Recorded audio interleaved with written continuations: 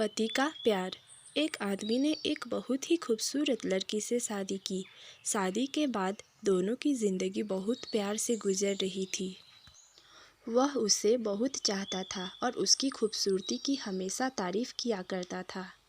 लेकिन कुछ महीनों के बाद लड़की चर्म रोग से ग्रसित हो गई और धीरे धीरे उसकी खूबसूरती जाने लगी। खुद को इस तरह देख उसके मन में डर समाने लगा कि यदि वह बदसूरत हो गई तो उसका पति उससे नफरत करने लगेगा और वह उसकी नफरत बर्दाश्त नहीं कर पाएगी। इस बीच एक दिन पति को किसी काम से शहर से बाहर जाना पड़ा। काम खत्म कर जब वह घर वापस लौट रहा था, उसका एक्सीडेंट हो गया। एक्सीडेंट में उसने अपनी दोनों आंखें खो दी। लेकिन इसके बावजूद भी उन दोनों की ज़िंदगी सामान्य तरीके से आगे बढ़ती रही। समय गुजरता रहा और अपने चर्म रोग के कारण लड़की ने अपनी खूबसूरती पूरी तरह गंवा दी।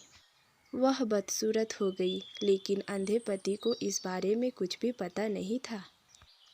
इसलिए इसका उनके खुशहाल विवाहित जीवन पर कोई प्रभाव नहीं पड़ा। वह उसे उसी तरह प्यार करता रहा। एक दिन उस लड़की की मौत हो गई। पति अब अकेला हो गया था। वह बहुत दुखी था। वह उस शहर को छोड़कर जाना चाहता था। उसने अंतिम संस्कार की सारी क्रियाविधि पूर्ण की और शहर छोड़कर जाने लगा।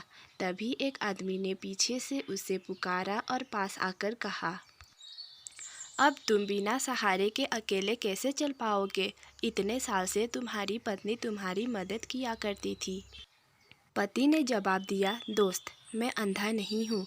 मैं बस अंधा होने का नाटक कर रहा था, क्योंकि यदि मेरे पत्नी को पता चल जाता कि मैं उसकी बदसूरती देख सकता हूँ तो यह उसे उसके रोग से ज़्यादा दर्द देता।